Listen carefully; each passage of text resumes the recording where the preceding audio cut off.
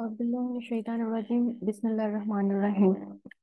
आज जिस टॉपिक के ऊपर मैं डिस्कशन करना चाह रही हूँ, मोस्टली वो टॉपिक, बल्कि टॉपिक भी नहीं है, ये वो हालात वाक़ियात हैं जो मोस्टली हम अपने प्रोफेशन के लिहाज से भी डील करते हैं।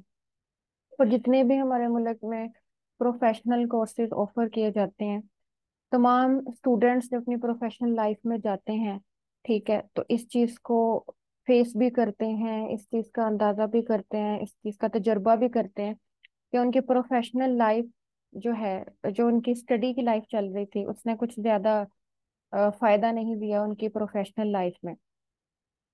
तो मैं ये चीज़ समझती हूँ कि ये हमारे मुल्क की बदकिस्मती भी समझ लें कि यहाँ पर जो स्टडी का टेन्योर है, एक अच्छी तालीम हासिल करने का, वो 20 से 21 साल है। और एक नौजवान जो है वो अपनी जिंदगी का, अपनी उम्र का एक लंबा अरसा तालीम पे ऊपर डिपेंड करके फिर ये सोचता है कि इस चीज़ की उम्मीद रखता है कि मैं अपनी प्रोफेशनल लाइफ में बेहतर तरीके से चल पाऊंगा।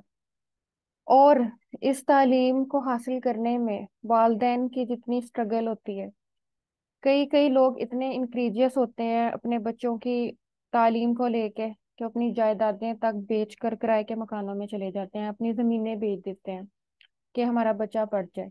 अब वालिदैन की वाबस्ता उम्मीदें, बच्चों का अपना कुछ करना, तो जिस तरह से हमारे मुल्क में ये इस तरह से है कि जैसे किसी के टैलेंट को, किसी की खूबी को, किसी के अच्छे अंदाज को, किसी के अच्छा नॉलेज पिक करने वाले को जूती के साथ मार दिया जाता है। पहले उसे तालीम के लिहाज से, फिर जब वो प्रोफेशनल लाइफ में आता है उसको अलहदा से वो चीज़ें फेस करना पड़ती हैं। अब मुझे इस चीज़ से क्या तकलीफ है या मैं ये वीडियो क्यों बना रही हूँ, वो मैं इसलिए बनाना चाहती हूँ कि मुझे नहीं पता ये मेरी वीडियो कहाँ तक जाएगी, कहाँ तक नहीं जाएगी, ये जानी चाहिए। प्रोफेशनल लाइफ, ठीक है, एलएलबी को ही ले लीजिए कि 3 साल ज्यादा से ज्यादा इसका अरसा था जब मैंने एलएलबी किया। अब इसका 5 साल है। कायदा तौर पर एक एंट्री टेस्ट होता है, उसके बाद 5 साल तालीम शुरू होती है विद सोशल साइंसेज का तड़का लगा के। अब उसके अंदर नो डाउट सोशल कंसेप्ट्स को डील करना, उन चीज़ों को समझना बहुत ज़रूरी है इस फील्ड के लिए। लेकिन प्रैक्टिस के क्या कॉन्सेप्ट्स हैं, कचहरियों से क्या मुराद है, कोर्स में हमें किस तरह से डील किया जाएगा, हमारे पास जो क्लाइंट्स आएंगे वो किस नेचर के होंगे, उनसे जो टर्म्स एंड डीलिंग्स हैं वो कैसी होंगी, तो ये सारी चीज़ें हमें प्रोफेशनल लाइफ सिखाती है। अब मैं चीज़ जो समझती हूँ कि अब जिस जगह पर मैं खड़ी हूँ, मुझे ये चीज़ फील होती है कि जो सेमेस्टर सिस्टम्स हो या एनुअल हो, ठीक है, कोई भी सिस्टम हो, प्रोफेशनल लाइफ के लिए प्रोफेशनल नॉलेज थ्योरी से ज्यादा आपको आना जरूरी है। क्यों? क्योंकि जब आपके वालिदैन आपको प्रोफेशनल फील्ड में डालते हैं, प्रोफेशनल तालीम हासिल करवाते हैं, तो उनका बड़ा आपसे एक उम्मीद होती है कि अब इसकी डिग्री कंप्लीट होने वाली है तो इसने अपने पैरों पे खड़ा हो जाना है। लेकिन उनको इस चीज का नॉलेज नहीं होता, खासतौर पर वो जो कि वालिदैन इतने पढ़े लिखे नहीं होते, तो वो बड़े उम्मीद के साथ अपने बच्चों के साथ जुड़े होते हैं कि इसने बिल्कुल अपने पैरों पे अब खड़े हो जाना है, ये कमाने लग पड़ेगा और अब हमारी टेंशन इस लिहाज से कम से कम दूर हो जाएंगी। उन बेचारों ने क्या हासिल करना है, लेकिन वो इसी खुशी में होते हैं कि भाई अब ये पर्सन जो है, ये मेरा हमारा जो बच्चा है, ये खुद कर लेगा। लेकिन ये इस तरह की सीढ़ी है हमारे मुल्क में तालीम, कि आप अपनी जवानी का 21 साल अरसा भी से दे दें, फिर भी ये आपको कुछ नहीं देती। कुछ इस लिहाज से नहीं देती कि मैं ये समझती हूँ कि इंसान जो है वो गेटिंग चाहता है, जब वो कोई चीज इनपुट करता है तो आउटपुट भी चाहता है। जब वो प्रोफेशनली आया तो उसका मकसद ये भी है कि वो एक अच्छी अर्निंग करे। ठीक है, अब ये सिर्फ हमारे फील्ड की बात नहीं है, हमारे इंजीनियर लोगों की बात है, ये हमारी डॉक्टरी करने वाले लोगों की बात है, ये हमारे अपने फील्ड की बात है। ठीक है, अब हमारे यहाँ मोस्टली लोग जो होते हैं, और इसमें कोई गलत बात भी नहीं है, मजबूरी है, क्योंकि जब मुल्क में उनको फैसिलिटीज नहीं दी जानी तो वो तो बाहर के ममालिक में जाएंगे। तो उनको ये बात कह के बाहर भेज दिया जाता है, या उनके माइंड में ये, दिमाग में ये बात डाल दी जाती है कि पाकिस्तान में इसका स्कोप नहीं है। मैं ये समझती हूँ अगर पाकिस्तान में किसी चीज का या किसी तालीम का स्कोप नहीं है तो उसे ऐड ही क्यों किया जाता है कोर्सेज में। यूनिवर्सिटीज देख लें, प्राइवेट अदारे देख लें, हर दिन नए नए कोर्सेज। अब तो ऐसे कोर्सेज भी अंदर डील किए जाते हैं कि हमें पता भी नहीं था, अच्छा ये भी कोर्स होता है, ये भी किसी किस्म का कोई कोर्स है। तो वो भी ऐड हो रहे हैं, फिर उनकी फीसें साथ बताई जाती हैं।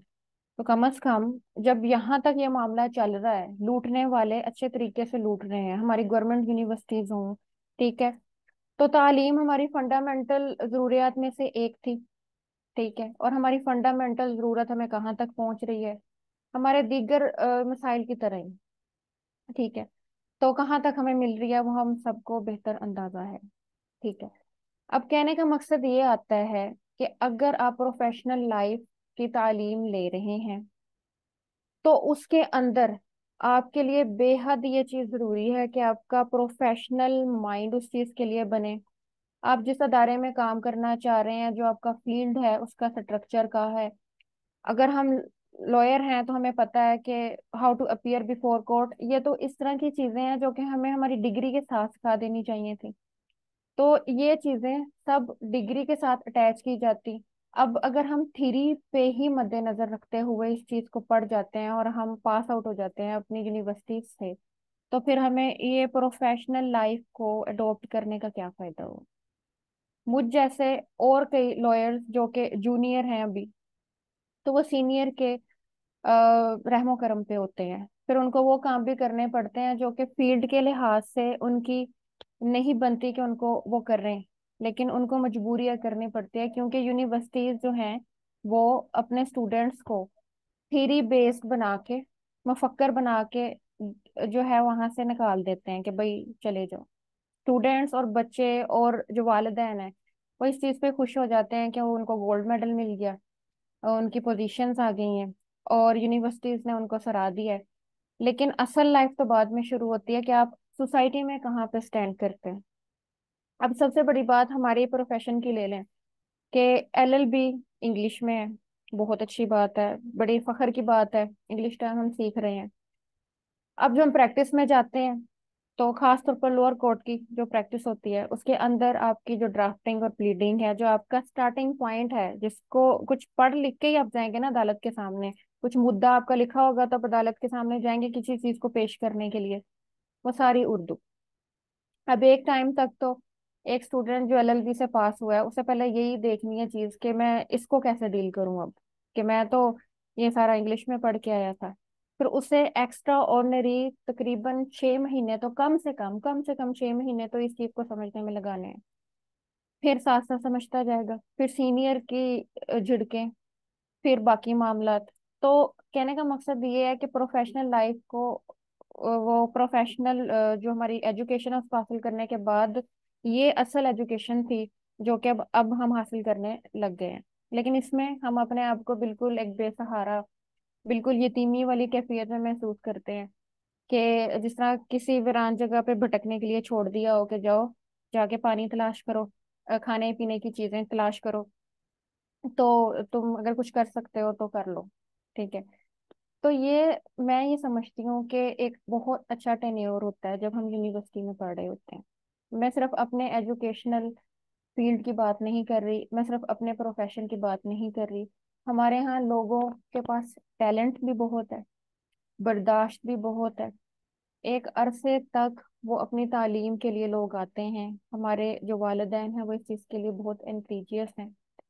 तो क्या ये नहीं होना चाहिए कि इस तरह की इस्लाहात की जाए कि प्रोफेशनल फील्ड्स को प्रोफेशनली लिया जाए, थ्योरी को पीछे रख दिया जाए, प्रोफेशनल लाइफ को प्रोफेशनली तौर पर डील किया जाए, प्रोफेशनल डिग्री को आप उसके अंदर फुल फ्लैज्ड अपने स्टूडेंट्स को तैयार करें कि भाई वो अब इस चीज के काबिल हो चुके हैं कि वो जाएं अपने ऑफिस में बैठें, या किसी के साथ अगर अटैच भी होते हैं तो उसकी असिस्टेंट सही तरीके से कर सकें, तो उनको वहां पे जाके एबीसी तो ना सीखनी पड़े। तो मैं ये समझती हूँ कि कुछ ना कुछ इस तरह से करें कि मुल्क के निज़ाम के लिए भी बेहतरी हो। ये वेस्टिंग ऑफ टाइम है स्टूडेंट्स के लिए भी, उनके वालिदैन के लिए भी, खुद उनके लिए भी। जस्ट लाइक हमारा एक सिस्टम इस तरह है कि जैसे प्रेशर कुकर है कि 21 साल थ्योरी को दो, प्रैक्टिकल में वो टाइम कम। अब आपके वो जो मामलात होते हैं, ठीक है, तो आप इस तरह से सीखते सीखते बुढ़ापे में चले जाते हैं बिकॉज ऑफ दिस रीजन कि कोई बेहतर जो है वो मैकेनिज्म हमारा है ही नहीं। प्रोफेशनल लाइफ या प्रोफेशनल डिग्री से क्या मुराद हो सकती है अगर उसके अंदर प्रोफेशनल जो है चीजें शामिल नहीं की जा रही। तो मैं तो ये समझती हूँ कि एक वकील जब एलएलबी करता है, अब हमारे बाद के जो आने वाले हैं, अल्लाह करे कि मेरी ये बात किसी सही बंदे के जो है वो कान तक पहुंचे, कि उन लोगों को कम से कम ऐसे तैयार कर दे कि वो जब कोर्ट्स में पेश हों, जब वो किसी के साथ एसोसिएट हों, या अगर वो किसी फिल्म में भी काम करें, तो उनको पता हो कि हमने क्या काम करना है, उनको अपने फील्ड्स का पता हो, उन्हें अपने वर्किंग कैपेसिटी का पता हो। अगर कहीं उर्दू लुगत ज्यादा जरूरी है केसेस के सिलसिले में, ड्राफ्टिंग के सिलसिले में, तो फिर एलएलबी के सिलेबस को सिर्फ इंग्लिश तक महदूद ना करें। मैं ये नहीं कहती कि उर्दू अंदर छाप दें, ना छापें, ठीक है, छाप दी जाए तो ज्यादा जरूरत हो जाए कि जो लुगत भी साथ पेश की गई है तो पढ़ते पढ़ते स्टूडेंट्स उसको भी देख लें, लेकिन ना यूज की जाए। जो पढ़ाने वाले हमारे टीचर्स हैं, कम से कम वो उसको डिस्कस कर लें। अब कहने का तो हमें बड़ा अच्छा लगता है कि भाई जी सब कुछ इंग्लिश में ही होना चाहिए, बातें इंग्लिश में हो, ला इंग्लिश में हो, टीचर जितनी ज्यादा इंग्लिश बोल रहा है, ठीक है, उतना हमारे लिए बेहतर है, और हम जितनी अंग्रेजी बोल रहे हैं हमें उस पर फख्र है। लेकिन जब आप प्रैक्टिकली तौर पर प्रोफेशनल आएंगे तो आपने केसेस इस मुल्क पे रहते हुए डील करने हैं। और यहाँ पे जो लोग मसाइल अपने लेकर आते हैं, उनकी जो लैंग्वेज होती है वो शायद उर्दू में भी आपको ट्रांसलेट करके सोचनी समझनी पड़े जिस लैंग्वेज में वो बोलते हैं, ठीक है, फिर आपको उसको उर्दू में समझना पड़े, फिर उसके बाद कहीं आप ड्राफ्टिंग एंड प्लीडिंग अपनी करें तो वो थर्ड या फोर्थ स्केच आपका आता है, सॉरी स्टेज आती है। तो इस चीज को, अपनी जुबान को जो है ये ना समझें कि भाई इसको हमने एक साइड पे रखना है, और हमने तो ये प्रेफर करना है प्रोफेशनली तौर पर। आप जितना अपना स्टैंडर्ड थोड़ा नीचे करके उन चीजों को सीखेंगे, उतना आप बेहतर तरीके से सीख सकते हैं, क्योंकि हमारे यहाँ पर जो लोग किसी चीज को सीख रहे हैं या चीज को लेकर आते हैं, वो बहुत आम या सादा अल्फाज में अपनी ही सिर्फ तहरीर बयान कर रहे होते हैं, अपनी सिर्फ आप बीती बयान कर रहे होते हैं। तो ये हमारा टैक्ट है कि हम उसे क्या अल्फाज दें। तो मैं ये समझती हूँ कि इंग्लिश के साथ उर्दू भी बहुत जरूरी है। उर्दू लुगत जो हम ला के वर्ड्स बोलते हैं उर्दू में भी प्लस इंग्लिश में भी, ठीक है। दूसरा ये चीज आती है कि हर इंसान जो कोई कोशिश करता है, स्टडी कर रहा है या किसी फील्ड में वर्क करता है, तो वो आउटपुट की उम्मीद रखता है। तो हम अपने सिस्टम में बैठे हैं, हम तालीम हासिल कर रहे हैं, हम प्रोफेशनल तालीम हासिल कर रहे हैं, तो हमें ये देखना चाहिए कि हम गेट क्या कर रहे हैं, हम किस मकसद के लिए इस चीज के अंदर हैं। अक्सर मकासद हासिल ना हो तो उस चीज को कैरी ऑन करने की क्या जरूरत है। मैं अक्सर यही सोचती हूँ, या मैं जब अपने कोलीग्स वगैरह से पूछती हूँ, या अक्सर हमारे स्टूडेंट्स में भी यही है कि भाई मैं ये इस वजह से हासिल नहीं कर रहा क्योंकि इस चीज का स्कोप नहीं है। तो जिस चीज का स्कोप नहीं है उस चीज को होना ही नहीं चाहिए पाकिस्तान में, उस चीज को खत्म कर दें, क्योंकि इसका स्कोप नहीं है। फिर तो आपको ये चीज फील करनी चाहिए कि अगर आप उसे फिर भी रख के लोगों को उसकी तरफ रागिब करते हैं, तो आप बड़ी दुश्मनी कर रहे हैं उनके साथ, कि कुछ अरसे बाद उनको ये पता चलेगा कि इसका कोई स्कोप नहीं है।